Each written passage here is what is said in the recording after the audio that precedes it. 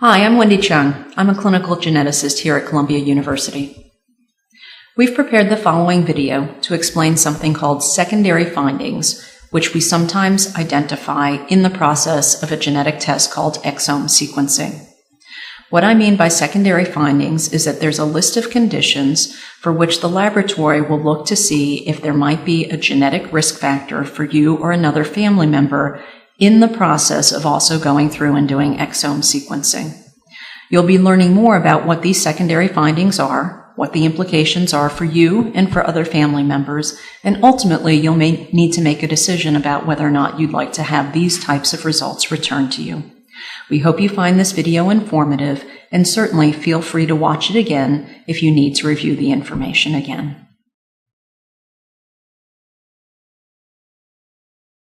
This is a video about secondary findings detected with exome sequencing. In the Genetics 101 and exome sequencing videos, we talked about the basics of genetics and exome sequencing. If you have questions about the information discussed in this video, please watch Genetics 101 or exome sequencing for a refresher. You are watching this video because you or someone in your family is having exome sequencing to look at all 20,000 genes.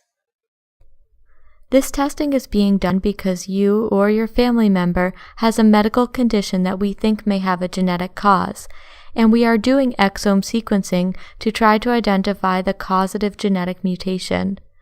This testing is either as part of a research study that you are enrolled in or a clinical test at a clinical laboratory. As part of this exome test, you have the option to ask us to look for other genetic mutations that might affect your health, for which there are steps that you can take to stay healthy. These other genetic mutations are called secondary findings. Though this is not the main reason for getting tested, these other genetic mutations may be revealed by the comprehensive genetic test that you are having. The additional genetic results that we could find would be unrelated to the main medical condition that led you to have exome sequencing. What exactly does it mean when we say secondary finding?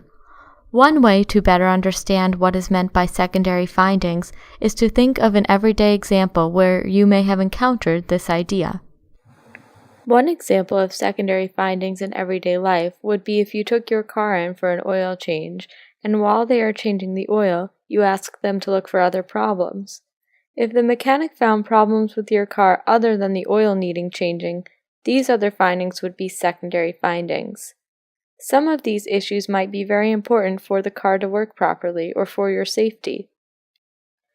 Examples of problems or secondary findings that the mechanic may find include a problem with your brake pads, which could put your safety at risk if the brakes failed. Or there could be a problem with your car battery, which may cause your car to not start one day. These other problems are unrelated to why you took your car in, but you might want to learn about them. Similarly, when you have your exome sequenced, you can ask your geneticist to have the laboratory look for a small number of secondary findings, unrelated to the main reason you are having the test.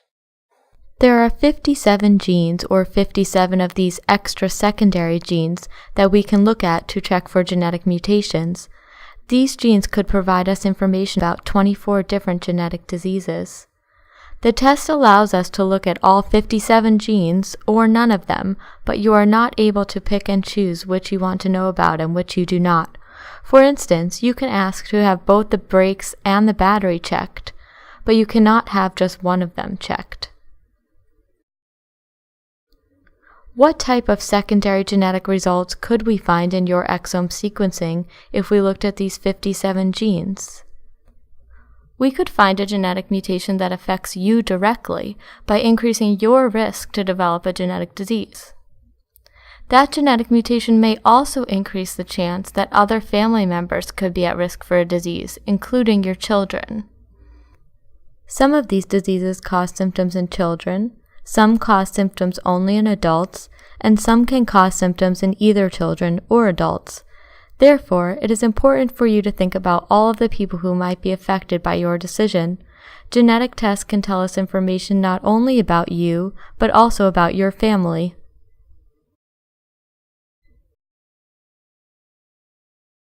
You may be wondering what specific types of diseases these secondary findings might tell us about.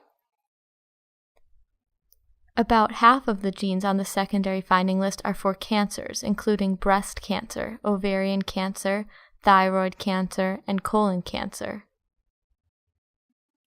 Knowing about these mutations may be of use to you so that you can increase your screening for these types of cancers. Most but not all types of cancers can be screened to improve the chance of early detection. In some cases, individuals might have surgery to remove healthy tissue to reduce the risk to develop cancer, but this is only a good option for some types of cancer. Many of the other secondary findings may indicate an increased risk of problems with the heart.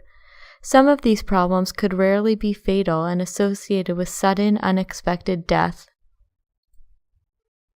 In some cases, we have ways to prevent the sudden death that can result from the heart condition by screening earlier with EKGs or heart imaging tests.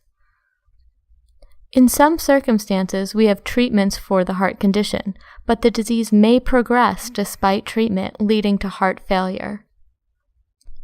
Finally, we might detect a genetic mutation that indicates that you are at risk to have a very severe response to certain types of medications that doctors use for putting people to sleep during surgery. If known ahead of time, these problems can be avoided by the anesthesiologist. Let's review what we have just talked about. We can look for mutations that tell us about a high risk for cancer, heart problems, or reactions to medications. If you decide to ask us to look for the secondary findings in these 57 genes, the results will tell you only about your risk for these specific genetic diseases. The results will not tell you if you definitely will or definitely will not develop the disease, when they might develop, or how severe it might be. For instance, if we detect a genetic mutation, this means that you are at an increased risk of developing the genetic disease. However, though your risk for developing the disease is higher than someone without the genetic mutation, it is still possible that you will never develop the disease. We also might not find any mutation. If you are found to be negative for any genetic mutation in these genes, you are less likely to develop a disease that is caused by one of these 57 genes specifically. However, most people who develop the health problems that we discussed, including cancer and heart disease, develop the problems for other reasons besides mutations in these genes. Therefore, if we do not report a genetic mutation, it does not guarantee that you will not develop these diseases. You still need to watch what you eat, exercise, and follow your doctor's advice about screening for cancer and heart disease.